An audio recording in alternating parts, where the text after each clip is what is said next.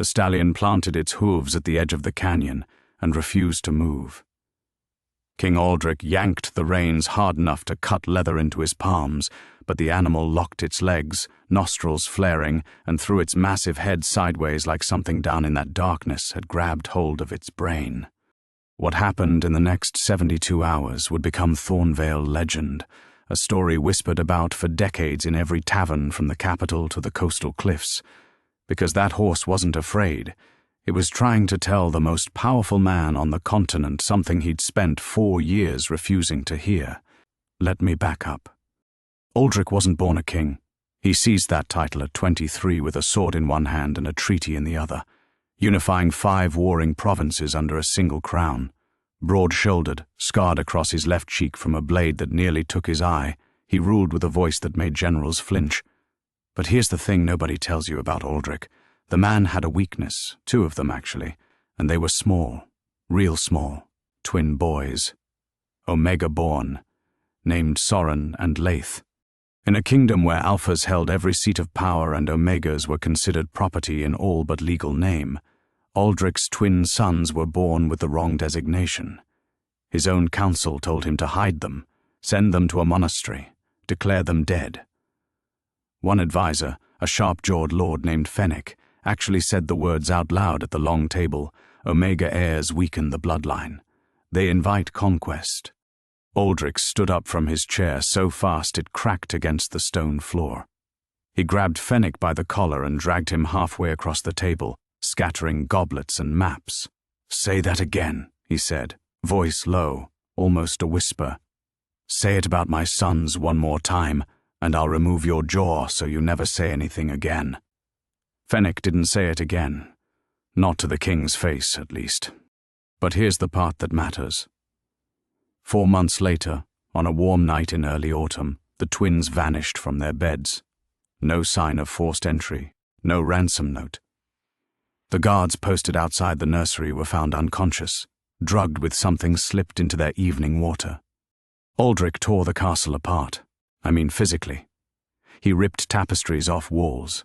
He broke down doors with his bare hands when servants weren't fast enough with the keys. He interrogated every member of the household staff personally, and when I say interrogated, I mean he sat across from them with a candle between them and asked questions for hours without blinking. Nothing. Not a single lead. He sent riders in every direction, 50 search parties, hounds, trackers, scouts who knew the forest so well they could navigate blindfolded. Weeks turned into months, months stacked into years. The kingdom moved on. Aldrich did not. Believe me, I've seen obsession take different shapes in powerful men. Some drink, some wage wars to fill the hole. Aldrich did something stranger. Every 3 months, without fail, he rode out alone. No guards, no retinue. Just him and that black stallion, a beast called Nightfall that had carried him through 2 wars. He'd ride a different direction each time, north into the frozen highlands, east along the merchant routes, south through the marshlands that swallowed horses whole. He was looking. Still looking. After 1 year, 2 years, 3, his council begged him to remarry. Produce alpha heirs. Secure the succession. Aldrich's queen had died bringing the twins into the world, and the throne had no clear inheritor. The kingdom was vulnerable. Fenwick, who had apparently grown bold again in the years since his near strangulation, started holding private meetings with other lords, whispers of regency, whispers of replacement. Aldrich knew about every single meeting. He had spies in his own court the way most people have furniture in their homes, everywhere, and easy to forget they were watching. But he didn't act on it. Not yet. The twins consumed every spare fragment of his attention. Now. Year 4. Late autumn. Cold wind cutting across the plateau. Aldrich rode west for the first time. He'd avoided the Western Territories for a reason. The Greymore Canyon stretched across the western border, a wound in the earth so deep you couldn't see the bottom on cloudy days. Local villagers said things lived down there, not animals, not people, things. Aldrich wasn't superstitious, but he wasn't stupid either. The canyon was dangerous terrain, riddled with unstable ledges and cave systems that branched in directions no mapper had ever fully charted. But every other direction had given him nothing. So west it was. Get this. He almost turned around twice. The trail narrowed to a strip barely wide enough for the horse. Loose stone crumbled under Nightfall's hooves and tumbled into silence below.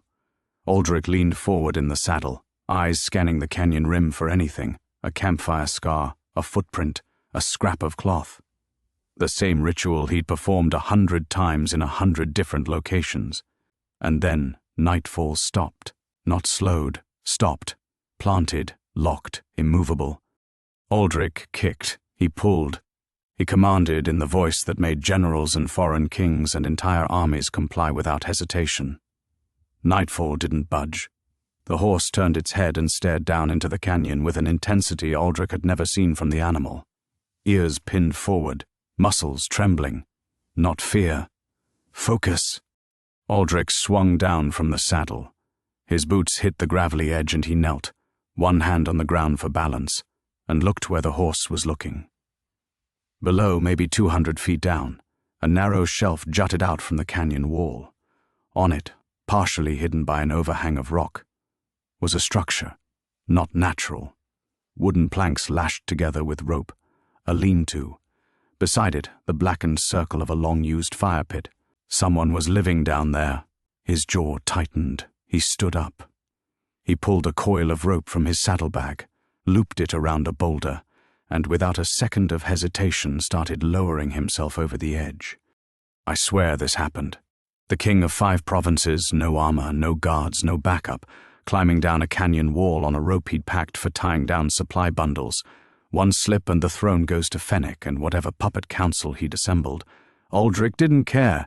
He hadn't cared about his own safety since the night the cribs were empty. The descent took 20 minutes. His hands were bleeding by the time he reached the shelf. He dropped the last few feet and landed in a crouch, drawing the short blade he kept at his belt. The lean-to was quiet, the fire pit cold. Whoever lived here wasn't home. But the evidence of habitation was everywhere. A clay pot with dried grain residue, 2 sleeping pallets small made from woven grass and strips of bark. 2. His chest seized. He picked up one of the pallets and held it, sized for a child.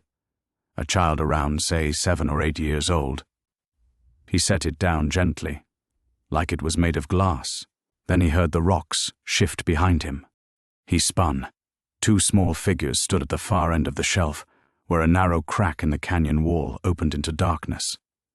They were thin, dirty, dressed in stitched-together animal hides that hung loose on their frames. Their hair was matted, their feet bare and calloused. They held sharpened sticks in front of them in a defensive posture that was, honestly, pretty solid for kids who'd had no formal training. And they stared at him with his own eyes. Grey, sharp, unmistakable. Aldrich dropped his blade. It clattered on the stone. He sank to one knee. Soren, he said. Leith. The boys didn't move. The taller one, Soren, shifted his weight and tightened his grip on his stick. Who are you? His voice was rough, unused to speech, but the words were clear. I'm your father. Soren jabbed his stick forward. We don't have a father. The man who brought us here said our father threw us away. Aldrich's hands curled into fists against his thighs, not from anger at the boys, from a fury so deep it had roots in his bones. Someone had told them that. Someone had carried them down into this hole in the earth and told them their father didn't want them. He breathed through it, pushed his fists flat against his legs and opened his fingers.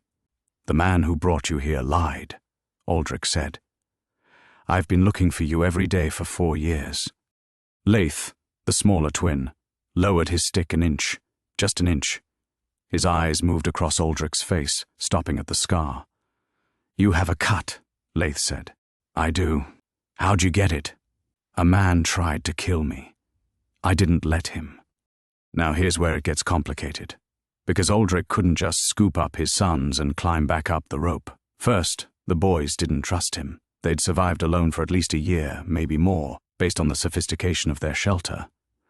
Whatever man had taken them here had apparently abandoned them at some point, and they'd kept themselves alive through pure stubbornness and the kind of feral intelligence that only grows when the alternative is death. Second, that rope climb was brutal for a full-grown alpha in peak condition. For 2 malnourished 7-year-olds, it was impossible. Third, and Aldrich realized this as he examined the shelf more carefully, there was another way out. The crack in the canyon wall behind the boys. A cave system. It had to lead somewhere, because the boys were fed, which meant they were foraging or hunting beyond this shelf, and there wasn't enough vegetation on this narrow ledge to sustain 2 children for a week, let alone years. "Where does that passage go?" Aldrich asked. Soren stepped in front of the crack, blocking it, protecting it. "That's ours. I'm not going to take it from you. I need to understand how to get you out of here. We don't want to get out." Aldrich paused. He looked at this boy, his son, this child who'd been stolen from silk sheets and warm fires and dropped into a stone canyon and left to die, and who had instead built a life here. A hard, mean, impossible life, but a life he controlled. And now a stranger with a scar was kneeling in front of him, claiming to be his father and promising a world above the rim. "Listen to me." Aldrich understood something in that moment that most powerful people never learn. You cannot command someone into trust. You cannot decree love. He was king of 5 provinces, and on this rock shelf he had no authority at all. So he sat down, crossed his legs, put his hands on his knees, palms up. "Then I'll stay," he said. Soren blinked. Leith tilted his head. "You'll stay here?" Soren asked. "Until you're ready to leave. Or forever. Whichever comes first." That night, Aldrich slept on the stone shelf with no blanket, while his sons watched him from the lean-to. He didn't sleep well. The cold was savage, the wind funneling through the canyon like a blade. But he stayed still. Let them observe him. Let them make the first move. Dawn came grey and thin. Leith approached first. He carried a handful of roots and some kind of dried meat, probably rabbit. He set it on the ground between them and retreated without a word. Aldrich ate. It tasted like dirt and survival. He chewed every bite and said thank you. By midday, Soren cracked. Not emotionally. Tactically. He walked up to Aldrich with his sharpened stick and said, "If you're really a king, prove it." "How?" "Kings can fight. The man who brought us said kings are warriors." Aldrich stood up. He drew himself to his full height, which was considerable, and picked up his short blade from where he'd dropped it the night before. Then he flipped it, caught it by the blade, and held the handle out to Soren. "Hit me with it." Soren's eyes widened. "What?" "Take the blade. Try to hit me. Anywhere you want. Mark my words. This was the gamble that changed everything." Because Aldrich wasn't just proving he could fight. He was proving he trusted the boy enough to hand him a weapon. He was proving he wasn't afraid of his own sons. Soren took the blade, tested its weight, looked at Leith, who gave a tiny nod. Then Soren lunged. The boy was fast. Canyon living fast, where speed meant the difference between catching dinner and starving. He slashed low, aimed at the legs, a smart instinct. Aldrich sidestepped, Soren spun and thrust. Aldrich redirected the blade with the back of his wrist, guiding it past his hip. Soren swung again, overhead this time, and Aldrich caught the boy's wrist mid-swing, gently, firmly, and held it. "Good," Aldrich said. "Your footing is strong. You lead with your offhand, which means you've been fighting something left-side dominant. Probably animals coming from the cave passage on your left." Soren stared at him. Nobody had ever analyzed his fighting before. Nobody had ever taught him anything. He'd learned it all from necessity and pain. "Show me," Soren said quietly. Aldrich showed him. For the next hour, on a rock shelf in a canyon that the kingdom had written off as cursed, the king taught his son how to hold a blade. Leith watched from the lean-to, and slowly, gradually, moved closer until he was sitting right beside them, asking questions. You need to hear this part. Because while Aldrich was in that canyon, things above the rim were moving fast. Nightfall, the stallion, was still standing at the canyon edge, still hadn't moved. A patrol from the king's own guard, dispatched by Fennec to locate and protect His Majesty, found the horse at sundown and reported back. Fennec received the report in the throne room, where he'd been spending increasing amounts of time sitting in a chair that wasn't his. Fenwick made a decision. He summoned the council to an emergency session. His argument was clean. The king had been absent without guard for over 24 hours. He'd gone into a canyon known to be impassable. He was likely dead. The kingdom needed leadership. He proposed an emergency regency, with himself as regent, pending confirmation of the king's death. 3 lords agreed immediately. 2 hesitated.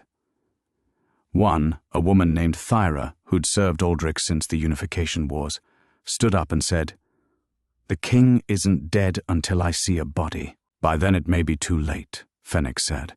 Thyra walked out. She grabbed 4 soldiers she trusted and rode hard for the canyon. Back below the rim, Aldrich had spent 2 days on the shelf. His hands were healing. His sons were circling closer. Soren had started calling him Sir instead of you, which wasn't father, but was forward progress. Leith had shown him the cave passage, which wound through the rock for about a quarter mile before emerging into a hidden valley, a bowl of green surrounded by canyon walls, fed by an underground spring. This was where the boys foraged. Wild vegetables, small game, berries in the warm months. Aldrich stood in that hidden valley and looked around. It was beautiful. Brutal but beautiful. And he understood why. In a kingdom that saw Omegas as lesser, his sons had found a kind of freedom here that no castle could offer. Nobody down here told them they were weak. Nobody down here said their blood was wrong. They were just 2 kids surviving, and they were doing it well. But they deserved more. They deserved safety without suffering, and the man who put them here needed to answer for it. "Soren," Aldrich said on the morning of the 3rd day. "The man who brought you here. What did he look like?" Soren was sharpening a new stick with the blade Aldrich had given him. Hadn't given it back, and Aldrich hadn't asked. Tall, thin face. He smelled clean, not like Canyon. He wore a ring with a red stone. Aldrich's hand went to the hilt at his belt, where his blade usually sat. It wasn't there anymore. His fingers closed on empty air. Fenwick. Fenwick wore a signet ring with a garnet stone. Fenwick, who had told him to his face that Omega heirs weakened the bloodline. Fenwick, who hadn't been caught in the investigation because he'd been on the council directing it. This whole time, 4 years, sitting across the table from the man who'd stolen his children and told them their father had thrown them away. Something in Aldrich's chest went very still, not cold, still. The way a bowstring is still the instant before release. "We're leaving today," Aldrich said. Soren looked up. "I told you we don't want to go. I heard you, and I'm asking you to trust me. Not because I'm a king, because I'm your father, and there's a man up there who hurt you, and he's about to take my throne, and if he does, nobody will ever come looking for you again. Real talk." That was the moment. Right there. A father telling his sons the truth without dressing it up. No commands, no royal authority, just honesty bare and sharp. Soren put down the stick. He looked at Leith. Some communication passed between them that only twins understand. No words, just a shared flicker of something in those grey eyes. "Okay," Soren said. They took the cave passage out through the hidden valley. Aldrich found a route along the canyon wall that was more gradual. A series of natural ledges and handholds that the boys had apparently used to climb up and scout the rim on clear days. It was still treacherous. Aldrich went first, testing every handhold, then guided each boy up behind him. 3 times a rock crumbled under his grip, and he hung by one arm while stone tumbled into nothing below. 3 times he pulled himself back, found a new hold, and kept climbing. They reached the rim as the sun was dropping low. Nightfall was still there, still planted. When the horse saw Aldrich come over the edge, it finally moved, walking forward and pressing its massive head against the king's chest.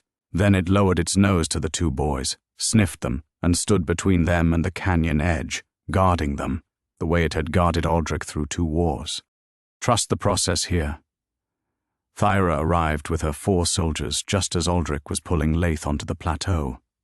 She saw the king, dirty, bleeding from his palms, thinner than she'd ever seen him.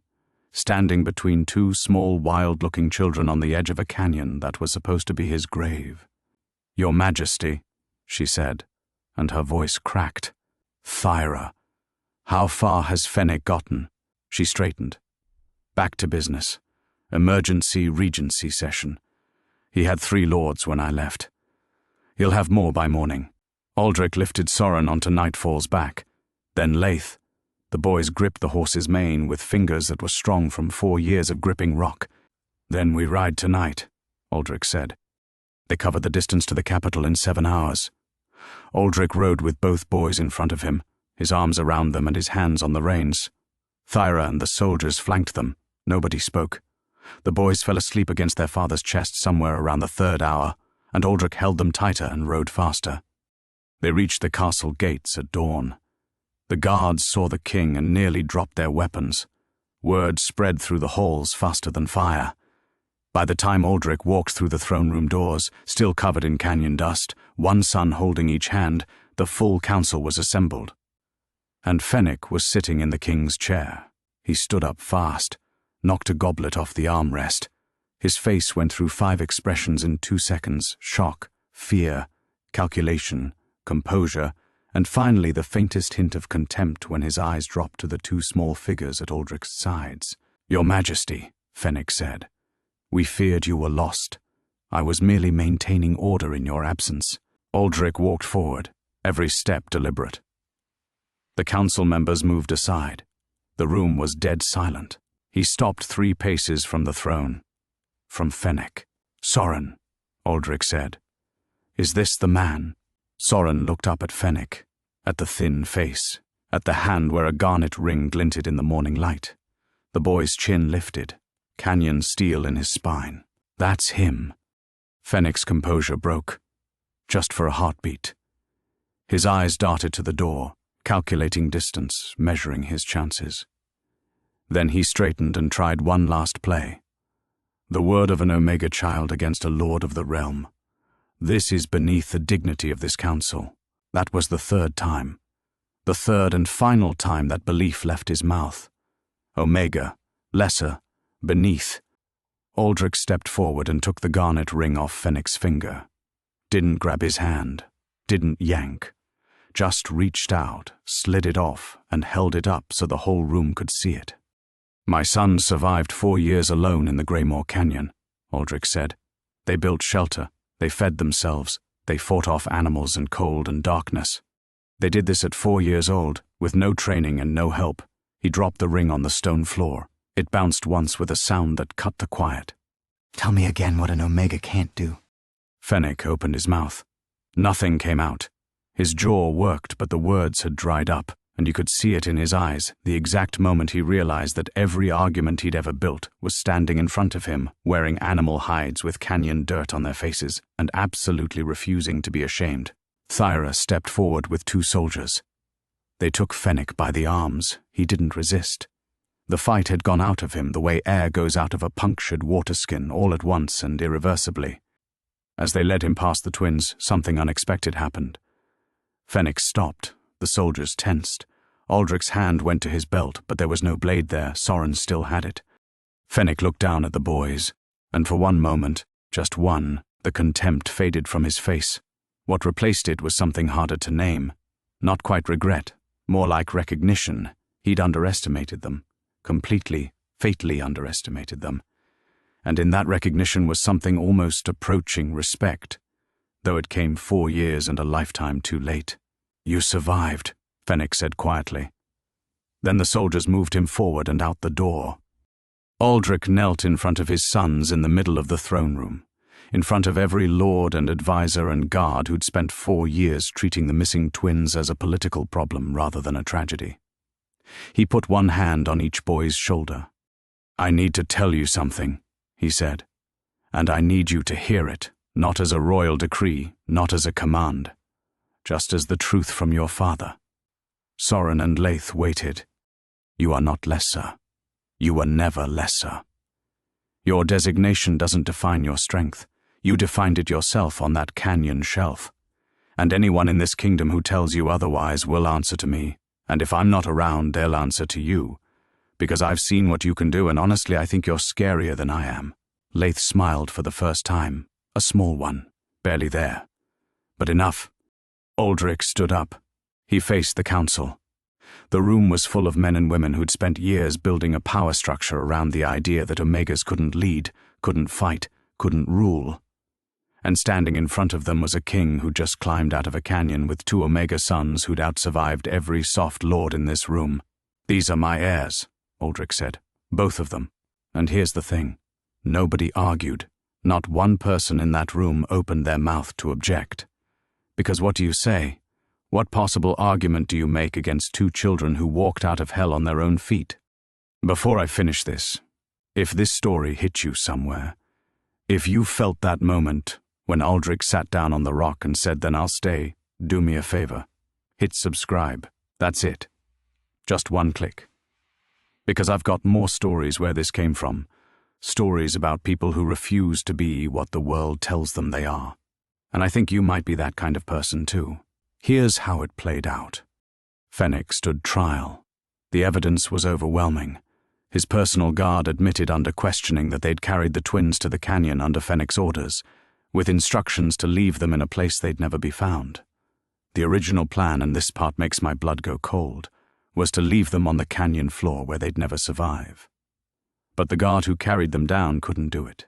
He left them on the shelf instead, gave them a flint stone and a clay pot, a tiny act of mercy that saved 2 lives. That guard received a pardon. Fennec received the canyon, exile to the Greymoor, the same darkness he'd sentenced 2 children to. There was a certain poetry to it that Aldrich didn't acknowledge publicly, but that everyone understood. The twins moved back into the castle. It wasn't easy. No lie about that. They flinched at closed doors. They hoarded food under their beds for months. Soren slept with Aldrich's blade under his pillow until he was 12. Leith would sometimes disappear into the castle cellars for hours, seeking the enclosed stone spaces that felt like the canyon walls he'd known. But they learned. They adapted. They did what they'd always done. They survived, and then they thrived. Soren grew into a strategist so sharp that foreign diplomats specifically requested to negotiate with him because they knew he'd find the angle nobody else saw. Leith became the kingdom's chief healer, combining the medicinal knowledge he'd scraped together from canyon plants with formal training, creating remedies that spread across all 5 provinces. Neither of them ever pretended to be alphas. They didn't need to. The canyon had forged something in them that no designation could overwrite. Aldrich ruled for another 31 years. He changed the succession laws in the first month after the twins' return. Designation was no longer a qualification for the throne. Merit, service, and the council's approval replaced blood purity. It wasn't a smooth reform. Some lords resisted. A minor rebellion flared in the eastern province and was put down in 6 days, mostly because Soren planned the entire campaign from a map room while eating an apple, 17 years old and already better at warfare than men twice his age. Nightfall, the stallion, lived to the improbable age of 32. When the horse finally died, Aldrich buried him on the rim of Greymoor Canyon, at the exact spot where he'd planted his hooves and refused to move. A stone marker went up. It's still there. Travelers pass it on the Western Road, and most of them don't know why a horse has a monument on a canyon edge. But the locals know. They'll tell you if you ask. They'll tell you about a king who climbed down a rope with bleeding hands, about 2 boys who turned a death sentence into a home, about a horse that knew something no scout, no tracker, no search party had figured out in 4 years. And if you push them, if you buy them a drink and lean in close, they'll tell you the part that always gets them. The part where the most powerful man in the realm sat down on cold stone, crossed his legs and told 2 children he'd stay with them forever if that's what it took. That's not strategy. That's not kingship. That's a father, and the canyon knows the difference.